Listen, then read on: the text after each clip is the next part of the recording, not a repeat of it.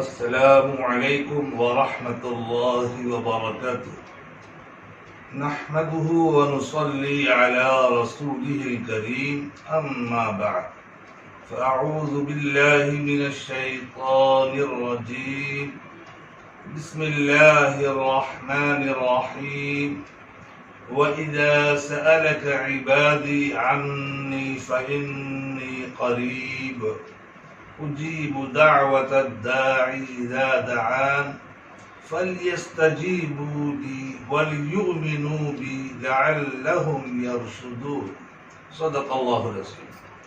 محترم بزرگوں اور دوستو، اللہ تبارک و تعالی آیت مقدسہ میں ارشاد فرماتا ہے، جس کا ترجمہ ہے: اے محمد صلی اللہ علیہ وسلم، جب آپ سے میرے بندے میرے بارے میں سوال کریں کہ میں ان سے قریب ہوں یا دور، تو ان سے فرما دیجئے کہ میں قریب ہی ہوں اور دعا مانگنے والوں کی دعاؤں کو قبول کرتا ہوں۔ ان کو چاہیے کہ میرے احکام کو قبول کیا کریں اور مجھ پر ایمان و یقین رکھیں تاکہ نیک راہ پائے۔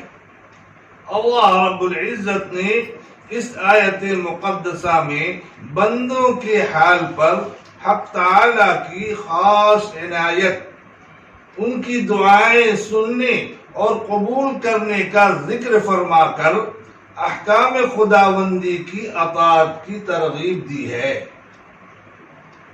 کیونکہ روزہ کی عبادت میں رخصتوں اور سہولتوں کے باوجود کسی قدر مشقت ہے۔ اس کو سہل اور آسان کرنے کے لیے اپنی مخصوص عنایت کا ذکر فرمایا کہ میں اپنے بندوں سے قریب ہی ہوں، جب بھی وہ دعا مانگتے ہیں میں ان کی دعائیں قبول کرتا ہوں اور ان کی حاجات کو پورا کر دیتا ہوں۔ ان حالات میں بندوں کو بھی چاہیے کہ میرے احکام کی تعمیل میں کچھ مشقت بھی ہو تو برداشت کریں۔ حضرت امام ابن کثیر رحمۃ اللہ علیہ نے اس آیت میں ترغیب دعا کی یہ حکمت بتلائی ہے کہ اس آیت نے اشارہ کر دیا کہ روزہ کے بعد دعا قبول ہوتی ہے، اس لیے دعاؤں کا خاص اہتمام کرنا چاہیے۔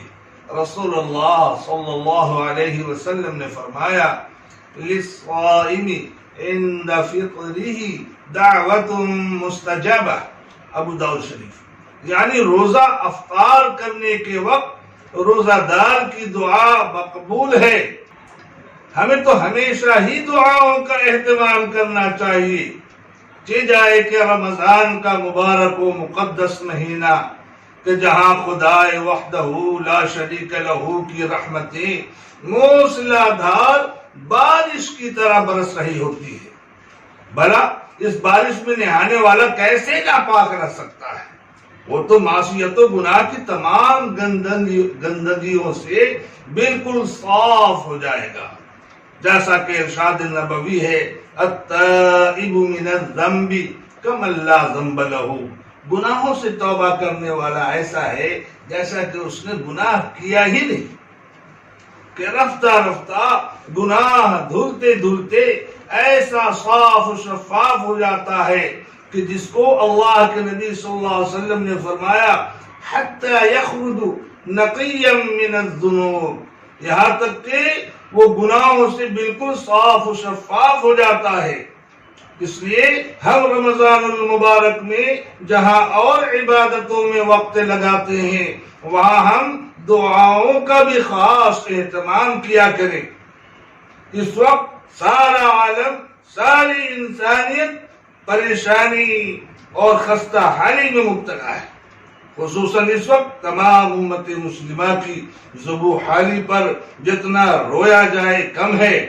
ہم نبی اکرم صلی اللہ علیہ وسلم کے سچے شہدائی ہونے کا ثبوت دیں، تمام امت کو، تمام انسانیت کو ہلاکت و تباہی کے دہانے سے ہٹا کر صلاح و فلاح اور رشد و ہدایت کی راہ پر لانے کی دعائیں خاص کریں۔ یہ ہمارا اور آپ کا دینی فریضہ ہے۔ کسی نے کہا بنی آدم اعضاء یک دیگرن، بنی آدم اعضاء یک دیگرن، کہ تمام انسانوں کا گویا ایک دوسرے کا عضو ہے۔ کہ بنی آدم اعضاء یک دیگرن کا مصداق اسی وقت ہو سکتا ہے جب ہم ایک دوسرے کی تکلیف کو اپنی تکلیف اور پریشانی سمجھیں گے۔ حدیث پاک میں ہے الدعاء یرد البلاء، دعا بلا کو ٹال دیتی ہے۔ الدعاء سلاح المؤمن، دعا مومن کا ہتھیار ہے، مومن کبھی نہتا نہیں ہوتا۔ الدعاء مخ العبادہ، دعا عبادت کا مغز ہے، عبادت کا خلاصہ ہے۔ الدعاء یرد القضاء، دعا فیصلے کو بدل دیتی ہے۔ دعاؤں سے ہمارے گناہ دھلتے رہتے ہیں، بلا و مصیبت ٹلتی رہتی ہے۔ دعا سے نہ جانے کیسی کیسی ہلاکتوں اور تباہیوں سے اور بڑی بڑی بربادیوں سے اللہ تعالی بچا لیتے ہیں۔ اور اس لیے ہم دعاؤں کے مانگنے سے کبھی غافل نہ رہیں۔ خاص وقتوں کی دعائیں تو خاص ہے ہی، اس کے علاوہ بھی صبح و شام، شب و روز میں ہم گھنٹہ آدھ گھنٹہ دعاؤں کے لیے اپنا قیمتی وقت نکال کر ضرور دعا مانگے۔ رمضان المبارک میں ہمیں خاص وقتوں میں جن دعاؤں کی ضرورت پڑتی ہے وہ یہ ہے، جب مہینے کا پہلا چاند طلوع ہو تو اسے دیکھ کر ہاتھ اٹھائے بغیر یہ دعا کی جائے، اللہم اہلہ علینا بالیمن والایمان والسلامت والاسلام والتوفیق لما تحب وترضى ربی وربک اللہ۔ یا اللہ، اس چاند کو ہم پر برکت، ایمان، سلامتی، اسلام اور آپ کے پسندیدہ اعمال کی توفیق لے کر طلوع فرمائے۔ اے چاند، میرا اور تیرا دونوں کا پروردگار اللہ ہے۔ اور ہمیں یاد رکھنے کی بات یہ ہے کہ اللہ کے نبی صلی اللہ علیہ وسلم نے کلمہ طیبہ اور استغفار کی کثرت کا حکم فرمایا ہے، یعنی لا الہ الا اللہ محمد رسول اللہ صلی اللہ علیہ وسلم، کہ اللہ کے سوا کوئی معبود نہیں، حضرت محمد صلی اللہ علیہ وسلم اللہ کے رسول ہیں، یہ کلمہ ہے۔ اور استغفار سے مراد بخشش کا طلب کرنا۔ اس طرح استغفار کرے، رب اغفر لی وتب علی انک انت التواب الغفور، اے میرے پروردگار میری مغفرت فرما اور میری توبہ قبول فرما، بے شک آپ ہی بہت توبہ قبول کرنے والے اور بڑے ہی معاف کرنے والے ہیں۔ یا اس طرح استغفار کرے، استغفر اللہ ربی من کل ذنب واتوب الیہ، میں اللہ تبارک و تعالی سے جو میرا رب ہے بخشش چاہتا ہوں تمام گناہوں سے اور اسی سے توبہ کرتا ہوں، وغیرہ وغیرہ۔ حضرت مخدوم شیخ شرف الدین احمد ابن یحییٰ منیری بہاری رحمۃ اللہ علیہ اپنی کتاب مکتوبات صدی میں اس طرح استغفار کا ذکر فرمایا ہے، استغفر اللہ من الذنوب كلها صغيرها وكبيرها سرها وجهرها اللهم اغفر لي برحمتك۔ جس صاحب کو جس استغفار سے مناسبت ہو پڑھا کرے، اصل ہے اللہ سے مغفرت و بخشش کا طلب کرنا اور اپنے گناہوں سے معافی مانگنا۔ آپ غور کریں گے تو دعائے معصورات جو ہم نمازوں میں پڑھا کرتے ہیں، یعنی اللہم انی ظلمت نفسی ظلما کثیرا ولا یغفر الذنوب الا انت فاغفر لی مغفرة من عندک وارحمنی انک انت الغفور الرحیم، اس میں تو خود توبہ و استغفار موجود ہے، اس کے علاوہ اور دو چیزیں جن کا حدیث پاک میں ذکر ہے وہ یہ ہے جنت کا طلب کرنا اور جہنم سے پناہ مانگنا، یعنی اللہم انی اسألک الجنہ واعوذ بک من النار، اے اللہ میں جنت الفردوس کا سوال کرتا ہوں اور دوزخ سے پناہ چاہتا ہوں، یا یوں دعا مانگے اللہم اجرنا من النار، اے اللہ یہ جہنم کی آگ سے بچا دیجئے، اے اللہ میں جہنم سے پناہ مانگتا ہوں۔ یہ تو چار باتوں کا ہمارے آپ کے نبی حضرت محمد صلی اللہ علیہ وسلم نے اپنی امت کو خاص تاکید فرمایا۔ اس کے علاوہ ہم ہر چیز میں ہر جگہ مسنون دعاؤں کا اہتمام کریں، حتی الوسع ہم اپنے اوقات کو قیمتی سے قیمتی بنائیں۔ افطار کی دعا تو یاد ہی ہوگا، اللہم لک صمت وبک آمنت وعلیک توکلت وعلی رزقک افطرت، اے اللہ میں نے تیری ہی رضا کے لیے روزہ رکھا اور تجھ ہی پر ایمان لایا اور تجھ ہی پر توکل و بھروسہ کیا اور تیری دی ہوئی رزق سے افطار کیا۔ یاد ہو تو بعد افطار یہ دعا بھی پڑھ لے، رحم الظماء وابتلت العروق وثبت الاجر وإنا ان شاء اللہ۔ ہو سکے تو قبل افطار دعاؤں کا خاص اہتمام کریں، کیونکہ حدیث پاک میں ہے کہ 3 شخصوں کی دعا رد نہیں کی جاتی ہے، عادل بادشاہ کی دعا اور مظلوم کی دعا اور افطار کے وقت روزے دار کی دعا۔ لیکن ہم اور دعاؤں کا کیا اہتمام کریں گے؟ افطار پر ہم ایسے ٹوٹ پڑتے ہیں کہ افطار کی دعا بھی یاد نہیں رکھ پاتے، بھول ہی جاتے۔ انا للہ۔